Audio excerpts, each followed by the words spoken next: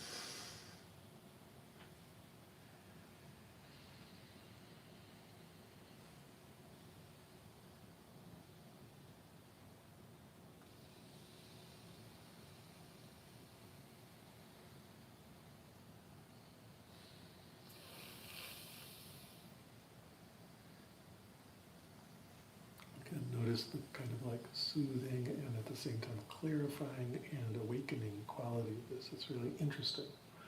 Most things that wake you up kind of make you jingly. This is different, it's very smooth. So even though it's bringing more brightness, more clarity, it's also cooling things out.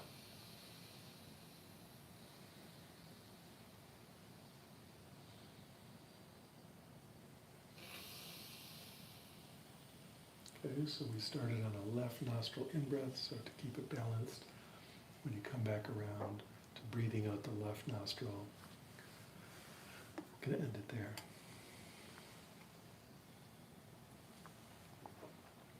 Okay, very good. Now, just allow yourself to rest in openness. Remember, we don't have to make openness happen. Our awareness is naturally open when we're not strongly focused on something.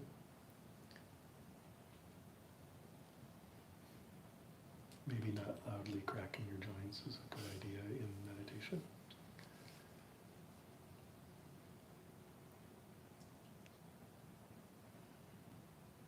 So just feel that natural openness as we set aside the thinking mind. Just set it aside, meaning you're not going to engage it no matter how busy it is. And when we do that, the mind, the awareness, the sense of being present just naturally gets much broader without you having to make it broad or trying to spread it out. It's just more open. So just feel that openness in simple presence. And from this openness and simple presence, just feel the breath wave rising and falling in your body. It's like this open awareness space is aware of the breath wave, but it's not focusing on it or trying to drill down on it or anything like that. It's just the awareness is like the sky and the breath wave is just one of the many things happening in the sky. But just allow yourself to be with that breath wave. And notice how good it feels to breathe.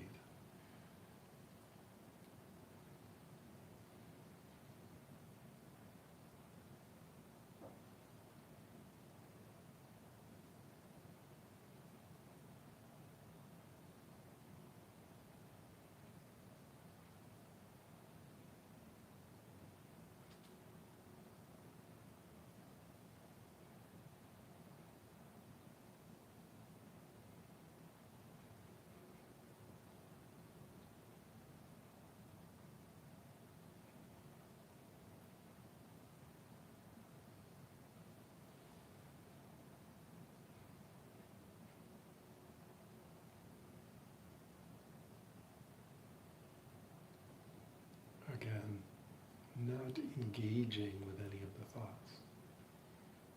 Let them just sit there doing whatever they're doing, but you're not grabbing onto them. You're just staying open and being with that breath wave and feeling how good the breath wave in the body feels. Right? Breathing feels good.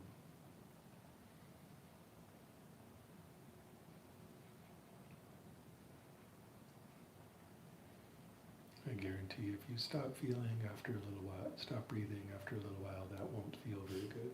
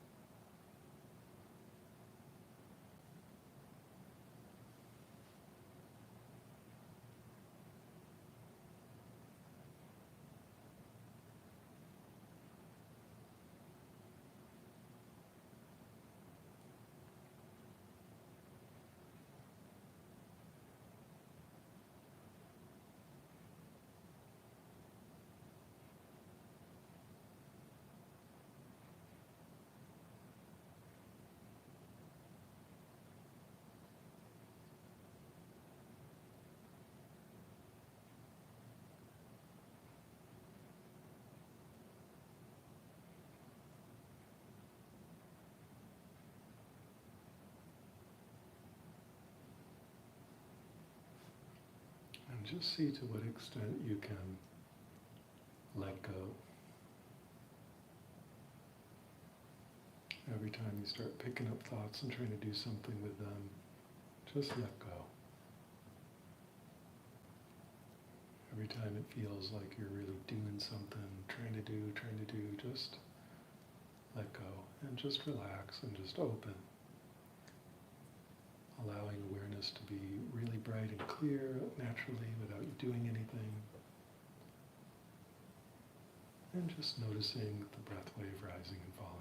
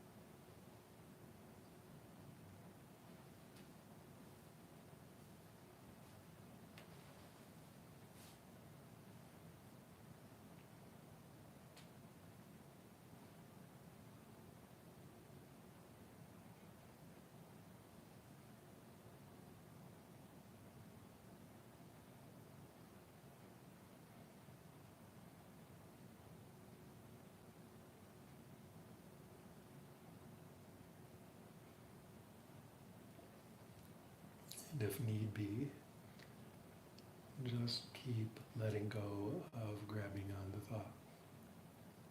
Don't get in an argument with the thoughts, don't fight it, don't get frustrated. Just each time the mind grabs on, just smile and let go.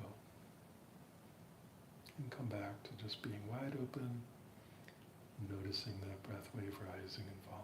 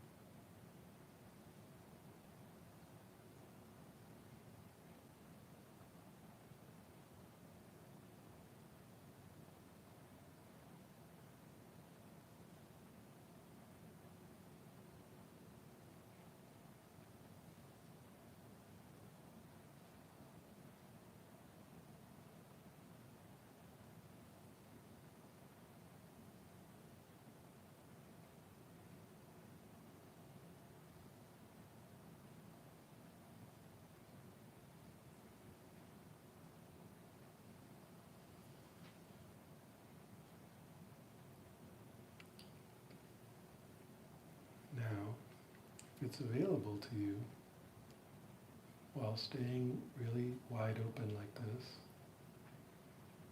see if you can notice what we might call the breath behind the breath. Or we could call it the energy of the breath.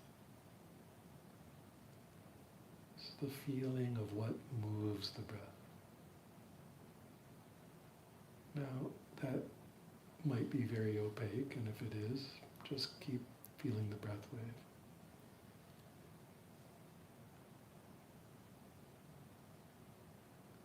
But if you can, start noticing what we might call the energy that moves the breath.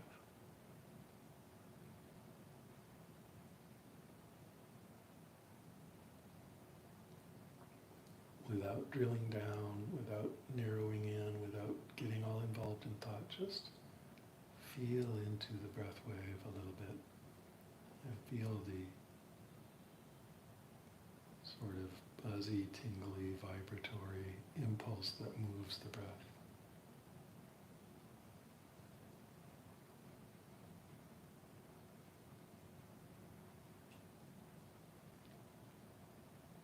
And you can feel it moving that wave up and down, especially up and down this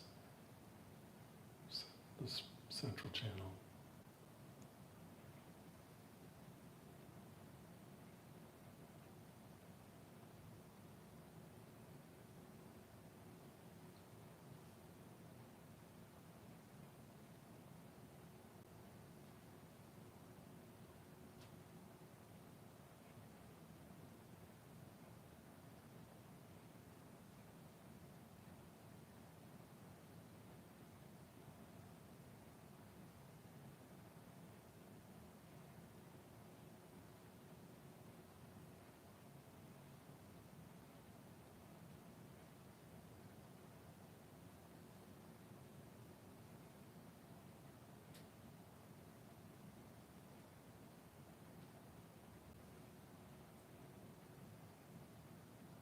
Just feel, instead of the breath wave, feel like the what we might call energy wave moving up and down in this vast, open, relaxed awakeness. Now we're not imagining it, because that would be getting involved in a whole bunch of thoughts, right? So it's not about imagining it, it's just feeling it if it's there to feel. If you don't feel it, just stick with the regular breath.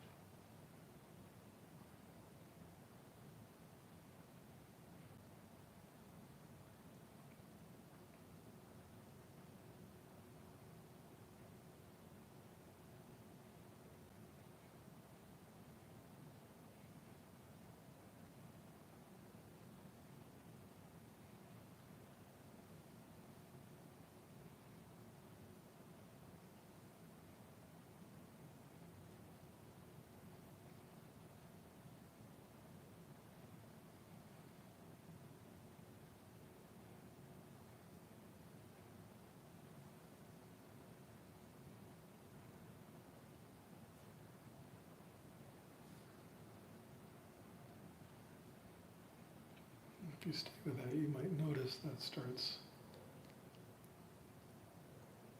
bringing a lot more stability and collectedness to the mind.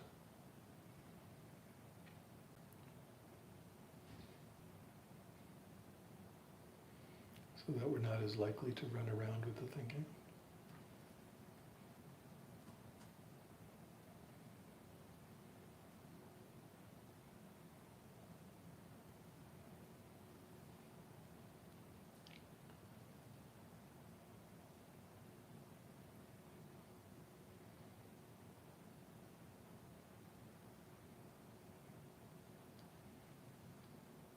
But you can begin to feel quite a bit of energy up and down the middle of the body, potentially.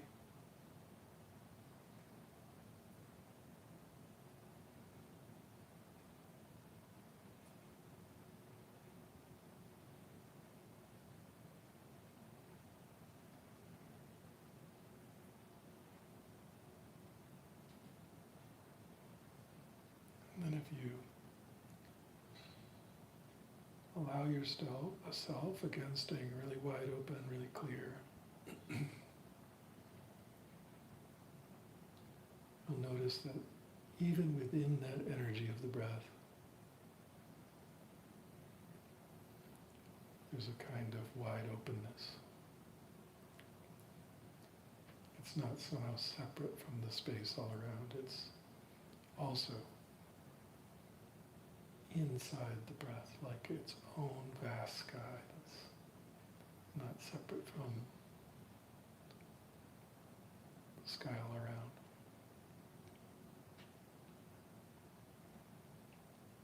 So see if you can notice that the core of that breath wave rising up and down the spine, up and down the spine,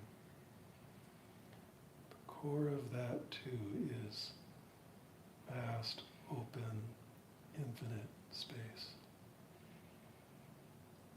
Not imagining space, feeling it directly.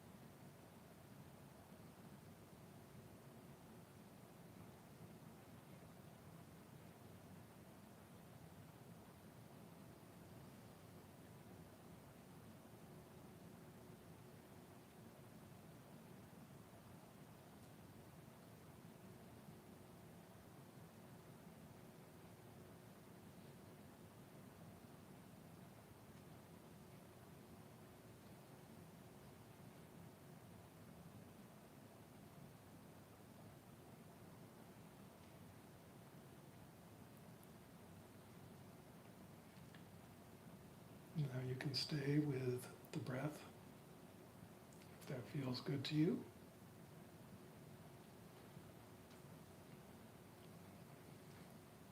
But if you'd like to try something a little more challenging,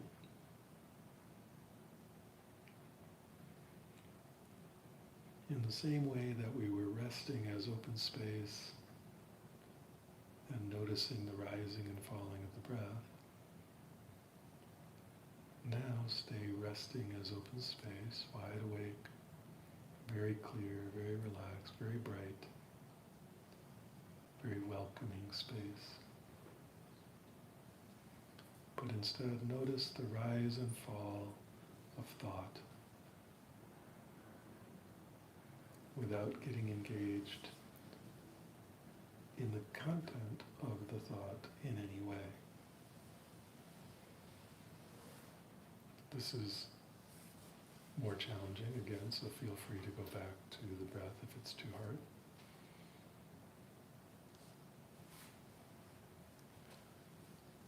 But the thinking itself is a kind of rising and falling or surging and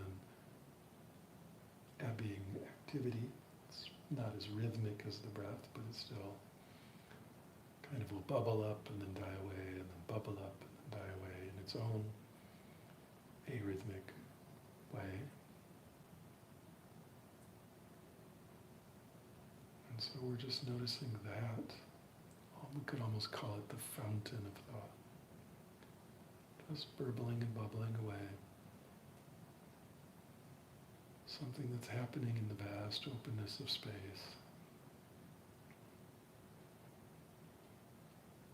But again, not getting stuck or caught in the content at all. And just letting that babbling brook of the mind flow past.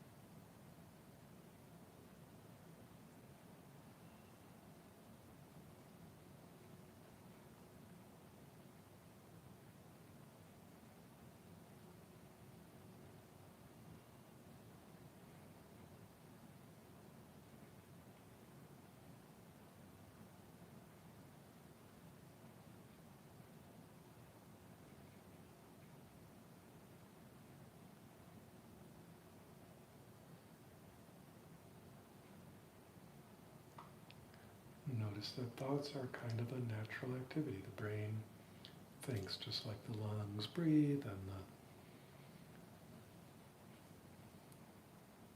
intestines digest and so on.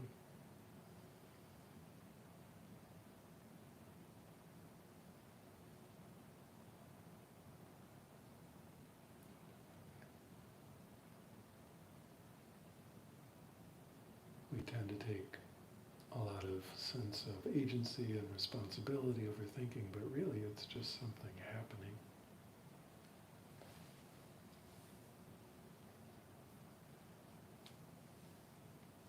And so resting is wide open awakeness. We just kind of notice that happening without really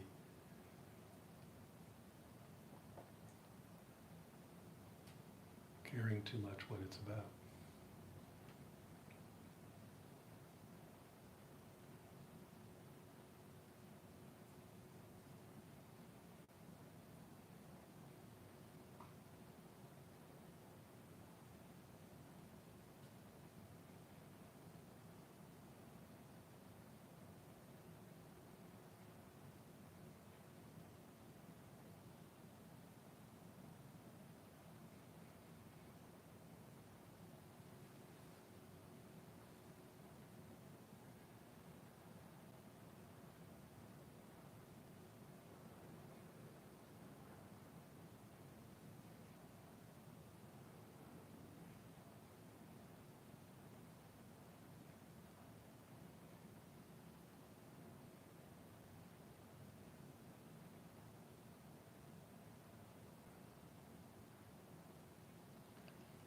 And then just like we did with the breath,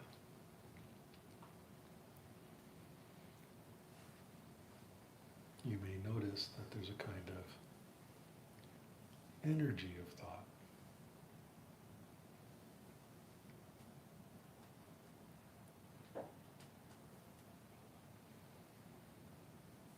Which is even subtler. It's not just the thought activity, it's almost like what moves the thought activity. And that doesn't have any content at all, it's just the movement.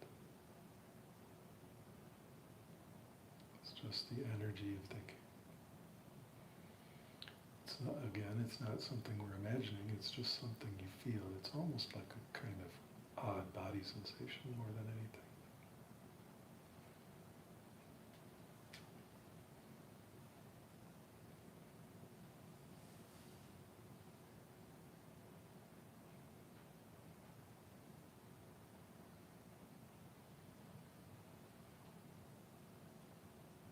But notice if you stay wide open and very relaxed, and unengaged with the content. Allowing this natural activity of thought to just flow without impedance is very, very deeply pleasant, deeply, oddly satisfying, maybe even kind of healing, psychologically anyway. Just like it feels good to breathe, it feels good to just let this energy of the mind do its thing.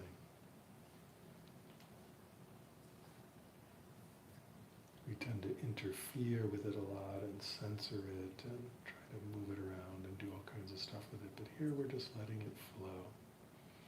It has a similar property, in this one way, a similar property to dreaming, because it's just the mind is allowed out of its cage.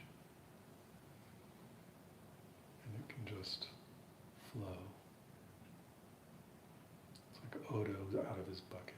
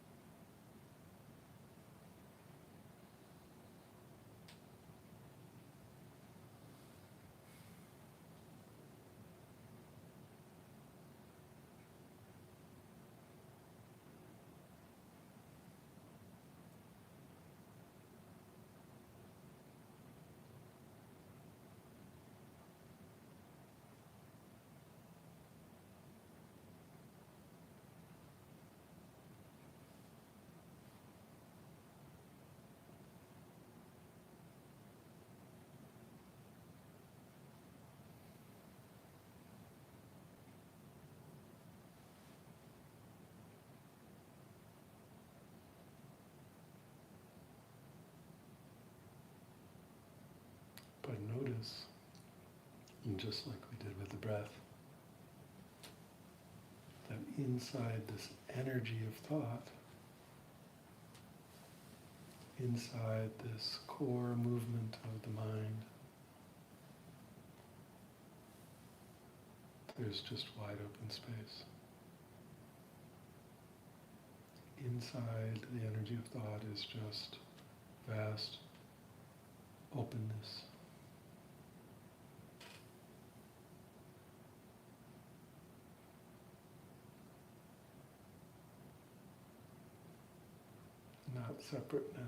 Not separate from the openness in the breath or the openness all around.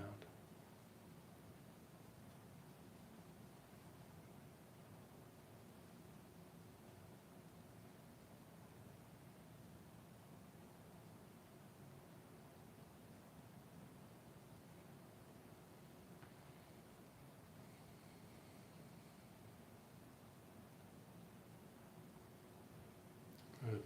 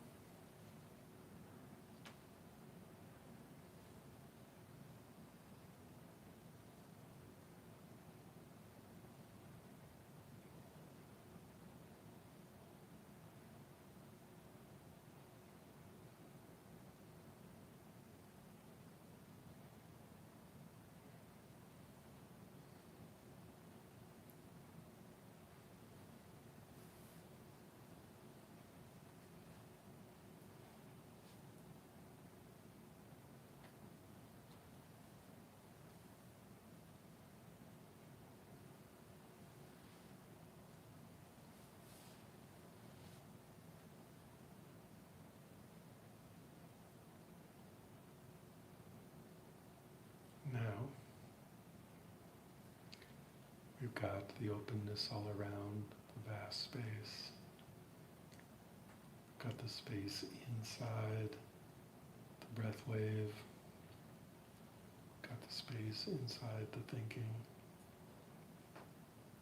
Just this tremendous wakefulness everywhere.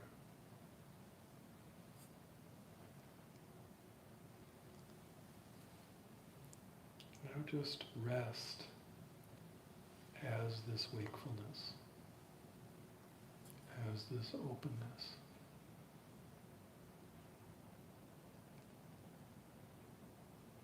Not really hanging on to anything.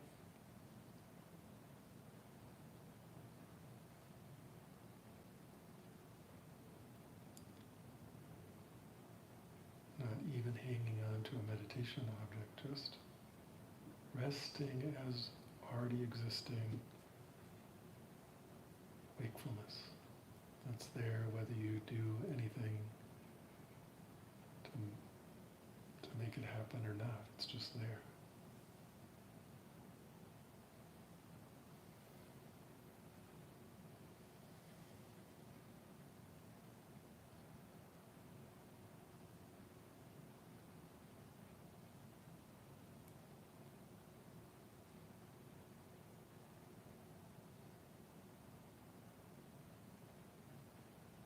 Don't place your mind in any way. Your mind is just set aside. So we're not trying to do something with our mind here. We're just resting outside the mind as wakefulness that's naturally present. If you're thinking, how do I do that? That's the mind thinking. So just set that aside and just be the wakefulness that's there when you're not thinking.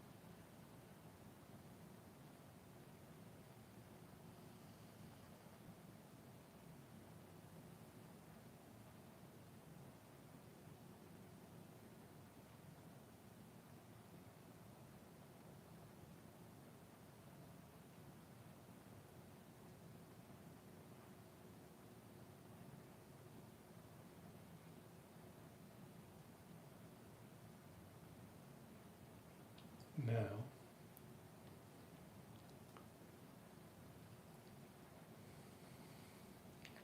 let this wakefulness, this awakeness, this awareness be very clearly aware of itself.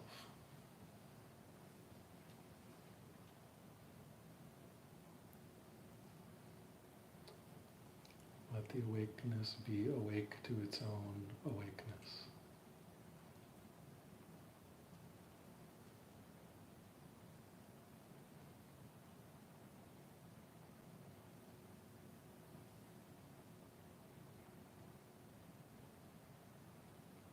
Sometimes this is talked about in terms of like having it turn around and look at itself, but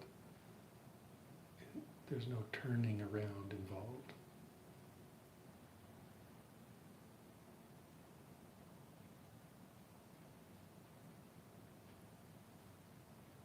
Let the awakeness just simply be awake to itself.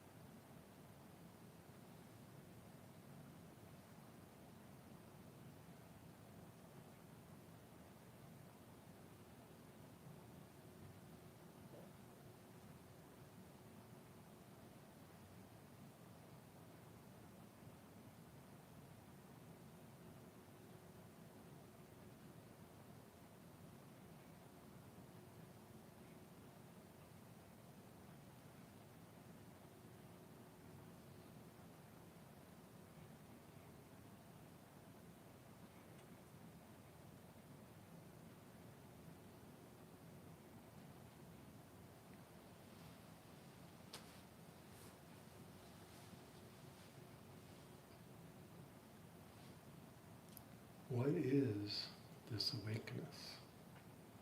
Again, without getting involved in any thoughts about it, just what is it?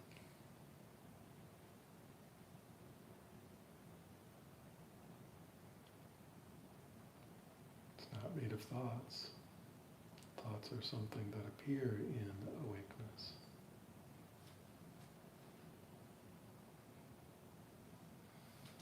No amount of thinking will reveal what it is. It reveals thinking, not the other way around.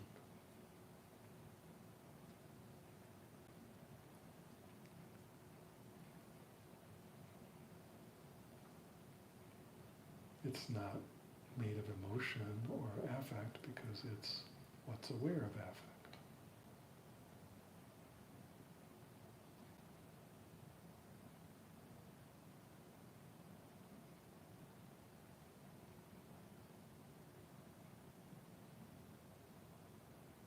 This awakeness, this awareness, this wide open, clear, bright aliveness is not body sensation, it's what's aware of body sensation.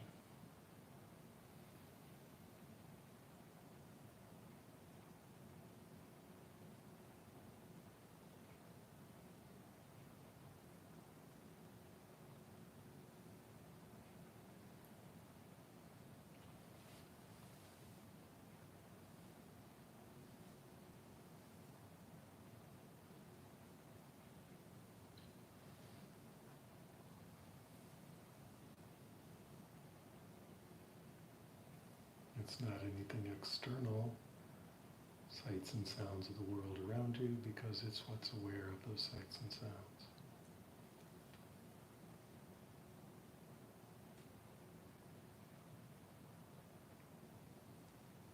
So now just sitting with your own experience, feel into this awakeness. That's not a thought, not an idea, not an imagination, not a feeling, not an emotion. Feel into that deeply, directly.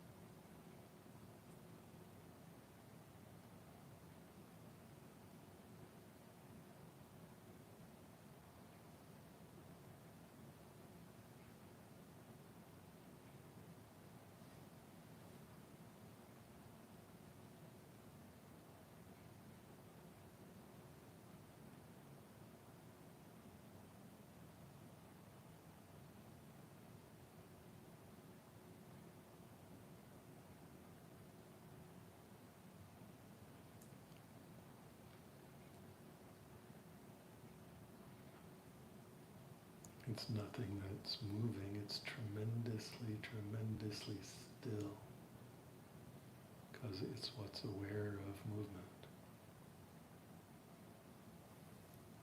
It's not only awake, it's very still.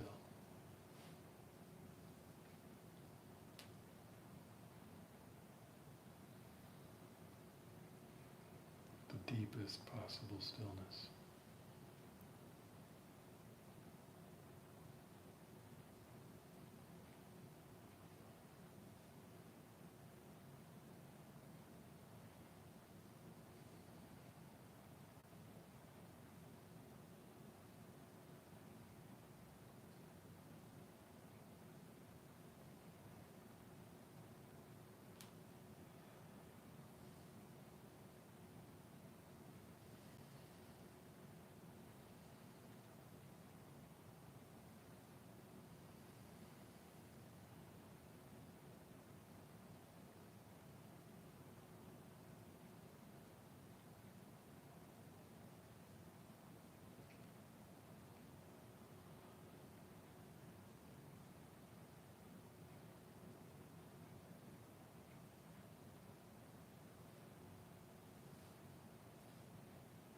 It's not only spacious and tremendously still and wide awake, it's also perfectly silent. It's what hears all the sounds, but itself is perfectly silent.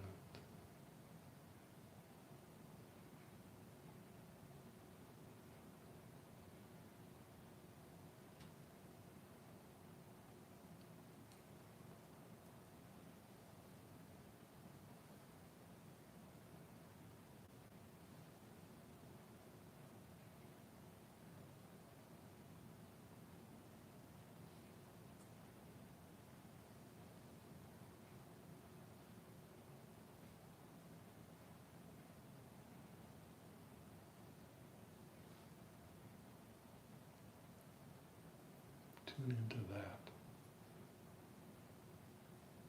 That is at the center of everything.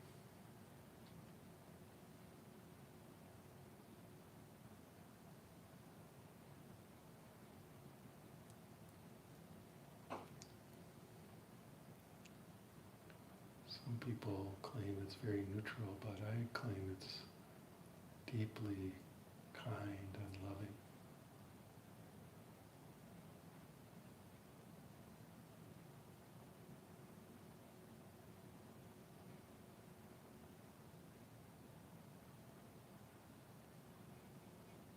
And in that stillness and in that silence and in that spaciousness, it's radiating out a kind of love and kindness continuously. Very beautiful sweetness.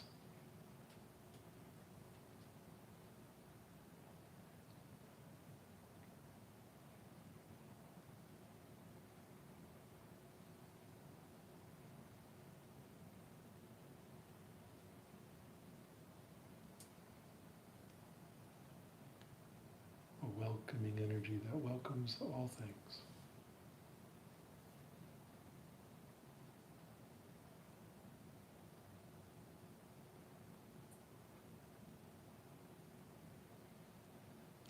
And this is the strange part. It's actually not separate from the movement. It's both stillness and movement.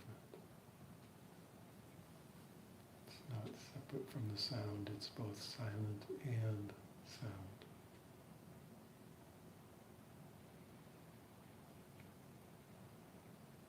It's not separate from anything.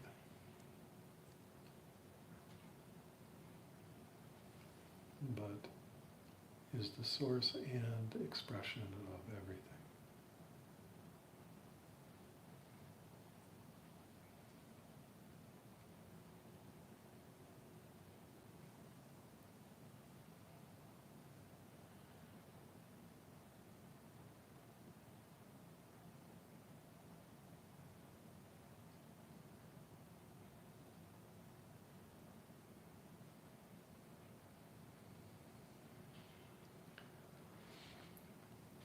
Tuning into that wide open clarity, see if you can find the tiniest bit, at least the tiniest bit of its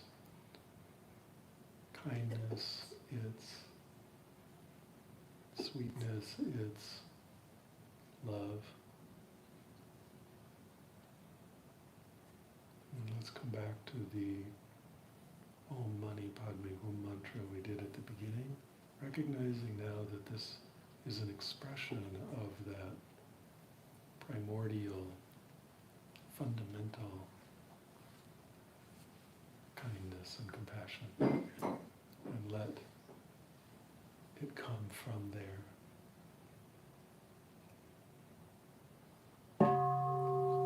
Om Mani Padme Hum, Om Mani Padme Hum, Om Mani Padme Hum, Om Mani Padme Hum, Om Mani Padme Hum, Om Mani Padme Hum, Om Mani Padme Hum, Om Mani Padme Hum, Om Mani Padme Hum, Om Mani Padme Hum, Om Mani Padme Hum, Om Mani Padme Hum, Om Mani Padme Hum.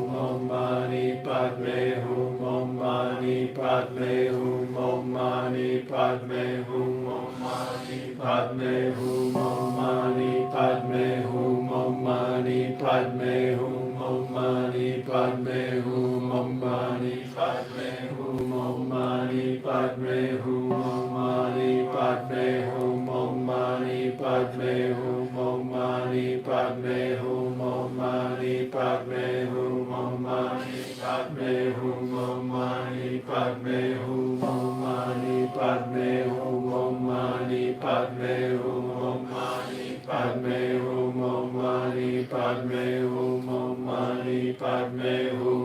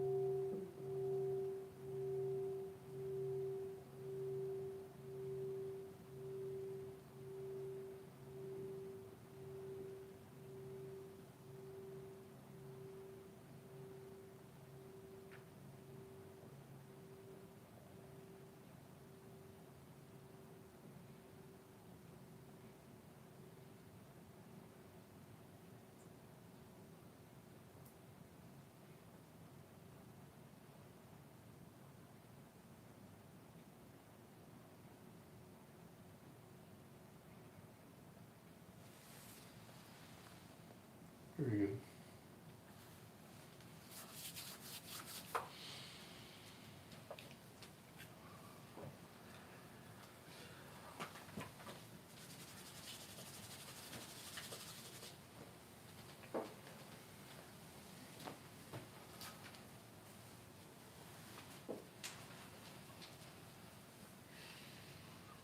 There's a Mullah Nasruddin story that I tell. It's kind of the only one of those I tell. There's a lot of Mullah Nasruddin stories, but the one I like is when he's looking for his car keys at night, outside, under a street light, looking all around trying to find his keys. And so the friends and neighbors see him out in the street looking for his keys, so they go out, what's wrong? I'm looking for my keys, so they're all digging around under the light. And after, 20 minutes of this, they're like, we're not finding any keys. Where'd you lose them? He's like, over there in the dark. But the light is so much better here. So, in a way, this reminds me of a lot of stuff, actually. But particularly when we're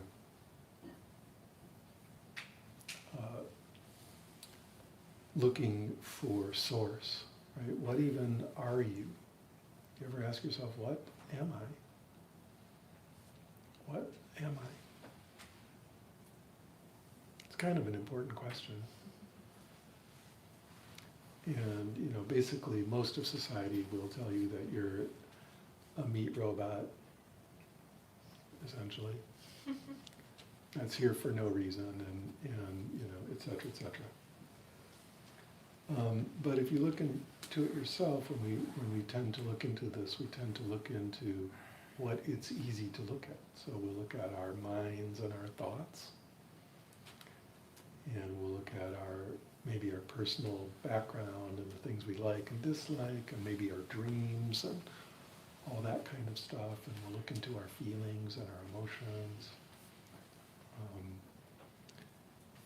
And we'll look into maybe even our body sensations and what's going on with the body and the wisdom of the body and the way the body energy feels and how the body wants to move. And all of this is wonderful stuff to look at. You can spend a lot of time looking into thought constructs via psychology, or thought constructs via,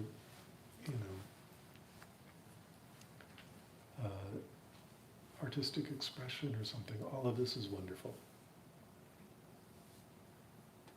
And what's interesting is none of that is it. You're looking under the streetlight.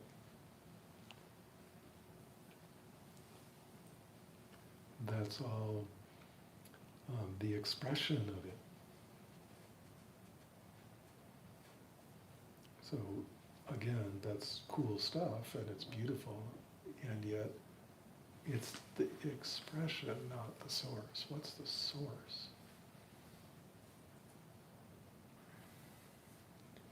And so the easier place to start looking, not easier than under the light, but let's say the first place to start looking is in what even knows those thoughts, what even knows those emotions, what's aware of the world around, what's aware of body sensation, what's aware of the feelings, what's aware of all of that.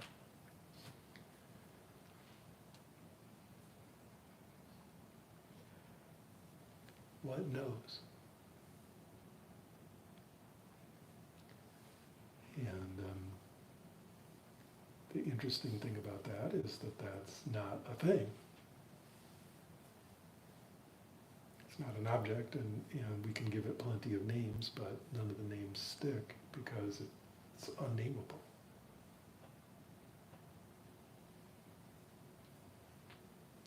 But it's not something you can't experience. It's not something that's somehow unknowable because it's what knows. And just because of language, I have to call it it, but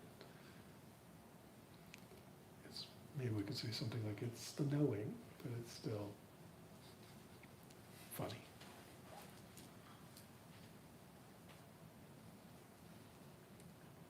It's what knows. And so without turning it into a thing or giving it a name or somehow trying to pin it down or give it any, just search back, grope back, braille your way back,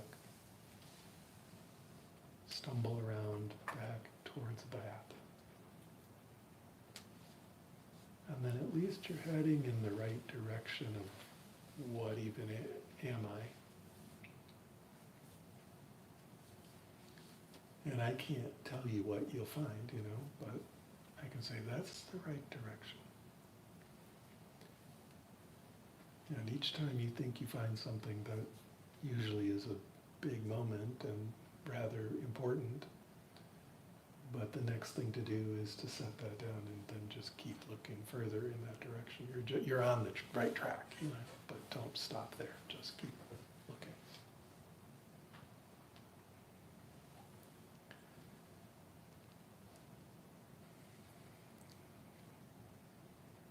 And so that's what we were doing a little bit of.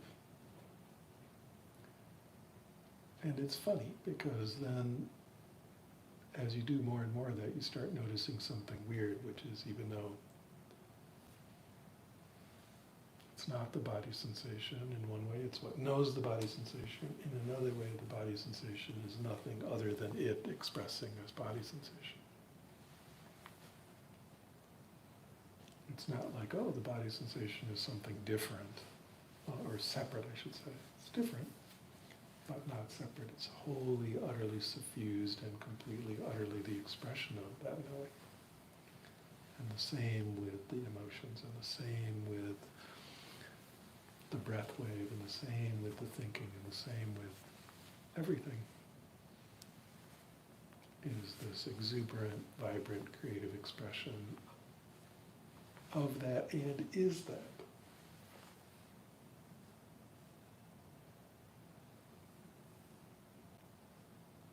So in a way, you can look under the streetlight.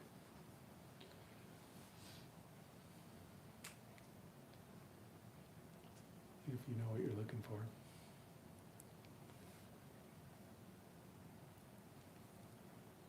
So let's see what you guys have to say. I think Faiza will bring a microphone around, and if you have a question, raise your hand and she will bring it to you. Just like to remind you that your questions are going out live to the unfiltered internet. And also that everyone just had kind of a deep meditative experience, so let's be gentle with our expression, kind to each other. So if you want to say something, raise your hand. If you want to ask a question so I can demonstrate my ignorance, raise your hand. We'll take it from there. When I sit, I usually see myself behind my eyes as like locked in place, but when we were kind of looking for the space behind it, Behind what? Behind like this idea that I have that I'm coming from a location. Okay. I dropped into my belly, and like I still recognize that there was an awareness that was aware of both. Sure. But it was just like this whole belly section lit up, and I'm like, oh, it broadened that focus that I saw myself through. Yes. So it's a very common, I'll call it hallucination, that we think we're coming from behind our eyes. Interestingly, that's just a modern idea. Most cultures, most of the time, think that we're located in our heart, right? And so we just think we're located in our heads. And so what's happening is we're taking head sensations and then centering ourselves there, so to speak. But really, you're not centered anywhere. So it goes to the belly, now you're centered in the belly. If it goes to your shoulder, you can be centered in your shoulder. And weirdly, if it goes out here, you can be centered out here, because it's not centered anywhere. It's just a habit we have of placing it somewhere. And so you're just noticing that, right? Oh, I can, to use Locke's interesting metaphor, we can unhook it, right? And then move it around. Yeah. I read Locke's, one of Locke's books, and I was like, it was very stuck here, so it's cool to have that experience. Thank you. Yeah, thanks for sharing that, Eric.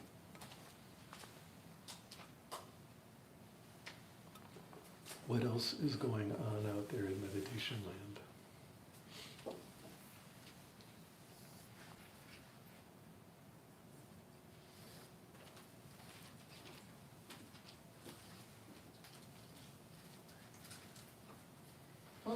Hi, Crispin. So, oftentimes when after we've set the mind aside, when we come back to like watching sort of thoughts emerge, happen,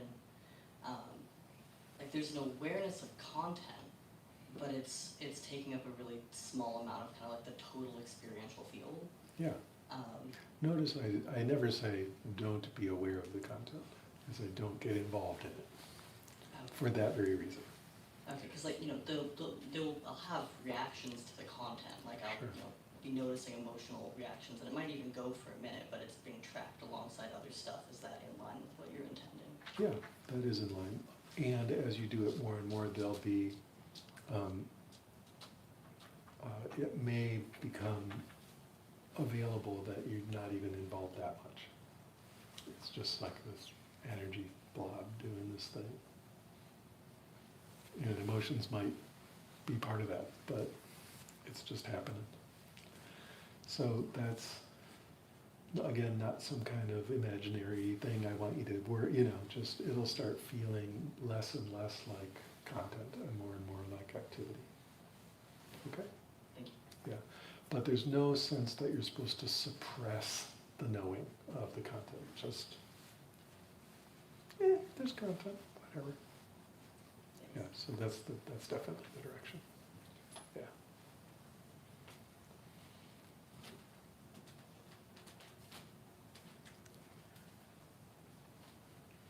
It's an unusually quiet group this evening, which is okay. Be quiet. Yeah, I had an interesting experience. It was very individual at first, where I was aware of the breath and then aware of the thoughts and then aware of the energy. And when I became aware of the energy. Go ahead and use that microphone. Oh yeah, for sure. So when I became aware of the energy, and you were talking about how it's not, how it's not separate from anything else, how the thoughts are not separate from the awareness and like resting into the awareness of the awareness. All of a sudden I felt it difficult to maintain an individual experience. I could just feel like the wave of consciousness throughout the whole room. Yeah. And it was like people around me breathing like that. I could feel that as part of my experience. Yeah. So I still feel like I'm just like resting in that open awareness of the room and the space around me. Yeah. Good. Definitely never let that happen. Never. I'm kidding, of course. Feel free to hang out there. Awesome. Very good.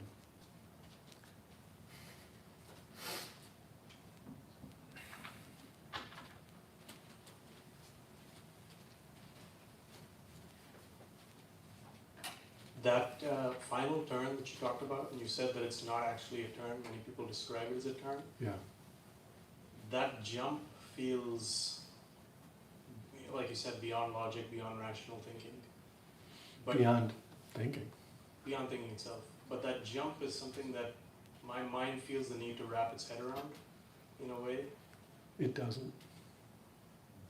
Could you describe maybe the experience? Awareness is good at being aware, and so we're just very used to pointing it at all kinds of other things, but now just point it at itself. Now the funny thing is, it's not, things are in certain directions, but awareness isn't in any particular direction. It's in all directions. So that's why I say you don't really have to turn it around, because anywhere it's pointed is pointing at it. But it's just, here's the easiest possible metaphor. When you want awareness to be aware of itself, no matter where awareness is pointed, it's like instead of reading the letters on a page, just notice the page.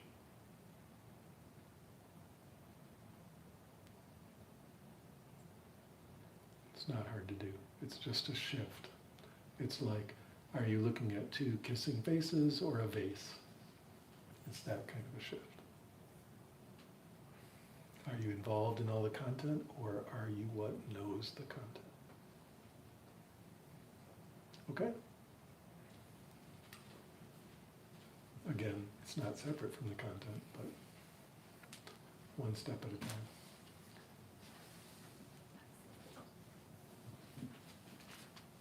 Felix. Yes.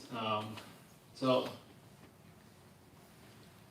although the what was it like being aware of the awareness, is that pointing to the same thing as when you do that? Are you pointing to the same thing as just not holding on to anything? That's the question. If you were, let's say, dead, you might not be holding on to anything, but you wouldn't necessarily be aware. So I'm not going to say they're exactly the same thing, but I get what you're getting at. And So I think you used the word "still place your mind anywhere." I think Yeah. that's what you actually say. yeah, and so this is a core pointer that we get from like a Dzogchen tradition. It is a really good pointer. I really like this pointer. Don't place your mind. Okay? And so what that's saying is, don't use attention in any way. Placing the mind, I mean putting your attention in a way. And what you're asking is kind of an attention question. I'm saying, don't place your mind at that point. All along we've been doing something, but at that point, just don't place your mind. Just let it be indeterminate.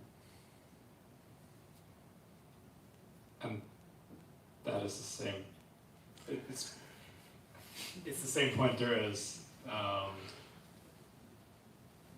what did you like? Be aware of your awareness, or like let awareness be aware of itself. As long as you're not placing your mind, then yeah. Because what people try to do, I tried to do it for years, that everyone would say, let awareness be aware of itself, turn your mind around. So I got involved in trying to turn my mind around. That's a lot of placing. And it also doesn't work. It's a total waste of time. So it depends on how you're doing it. And it's just that sometimes it resonates more to say it like that, and other times it resonates more if you say it the other way. You want them to be the same thing. Okay. I don't know. Like, I don't need them to be the same thing. Just let awareness be aware of its own awareness. That's different than being aware of content. Okay? Thanks. Yeah. Thanks for your question. Yeah, I'll come back to you. Hey, Michael. Hey, Thanks for that set. thanks for sitting. Just want to say that was a new instruction, feel into it, I think you said, and I really liked that one. So I've often come to the point where I feel like I can rest as the awareness, though it still seems like the awareness is separate from the things that are arising. That's okay. Though this evening and during this whole Q&A session, I feel like I've been moving in and out of maybe finally starting to notice or starting to have the experience that what's arising is not. What else would it be made of? See, that question used to make no sense to me, but I had moments of just being like, oh no shit. Yeah. It comes and goes. A quality that it has for a moment when it starts to happen, it's in some ways metaphorical, but it's like it's like that emptiness becomes a wind, and the wind starts blowing through everything, and everything starts to seem very hollow and insubstantial. Sure. Yeah, so emptiness is a translation of shunya or shunyata. What's shunya mean in Sanskrit? It literally means hollow. Right? Yeah, So, okay. Well, yeah, I get why that's now the term. yeah, No, yeah. awesome. Yeah. Just keep checking that out. Thanks for sharing. We've got a couple questions. Hi, I'm Hi. Jason. Thank you very Hi, much for Jason. that. Hi, How you doing? I'm good. It was really nice. The trajectory of that practice to me is this a shift from, it's like a figure ground reversal, like from going from I am aware of awareness to awareness is arising as me. But there's something that's a very kind of hard to define shift that feels, this isn't happening during it, I'm kind of reporting after the fact now. It's almost paradoxical where there's a sort of sense of needing to do something for a while, like I'm paying attention to doing the mantra, and I'm paying attention to this, and then at a certain point, Who's even doing that? right, there's a shift from doing to being, Yeah. right, but there's a point where it's like doing, non-doing, and something like it's like the classic Zen instruction to the archer or something, like you're not aiming. I'm just curious if you could say more about the dance between doing and non-doing, because it seems as if that's, for me, it feels that that is some sort of waypoint. Are you making the wind happen? I don't think so. Are you making the weather happen? Apparently not. That's the case with your thoughts and all your actions too. Right, yeah. It's just we tend to take responsibility for those in a different way. So just notice it's all just happening like that. Yeah. Thank you. So the last one over here.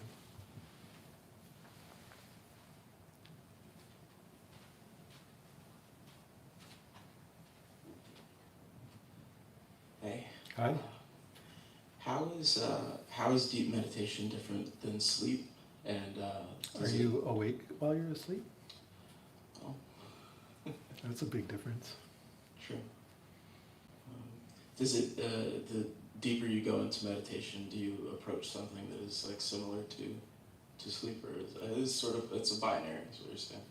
That you're awake or you're asleep. No, I'm not saying that exactly. You just asked how's it different, and I offered one difference. But I would say the question is difficult because you're using meditation as if it's one thing we can do. And really it's potentially thousands and thousands of techniques and so on.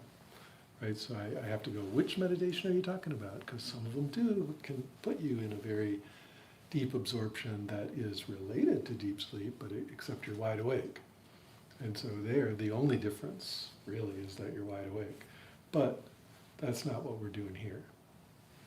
You know, we're not going into that kind of absorption. And so in that way, it can be pretty different than being asleep. Thank you. Yeah. Okay. Thanks for your comments and questions and reports. Thanks for lugging the microphone around, Faiza. Let's wrap up here with just, usually we do 5 minutes of silent, unguided meditation. I'm going to go crazy tonight and say we're going to do 7 MFing minutes silent meditation together. Silent AF.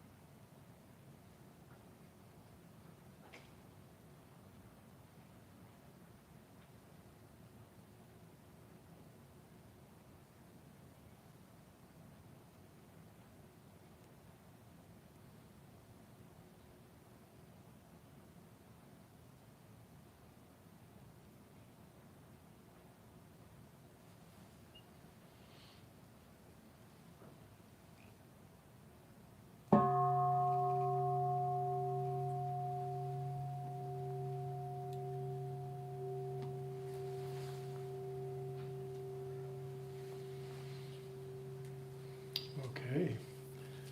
Thanks for coming out on this kind of wet, cold, rainy night and meditating with me here, or from wherever you're at online. Remember that,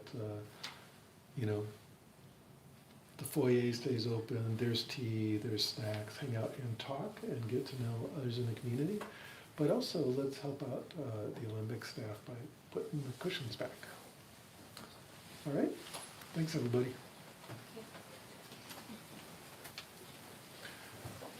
Quick question. Can you stop that? Hit the X on. I'll do it. I got it. Oh, you're asking.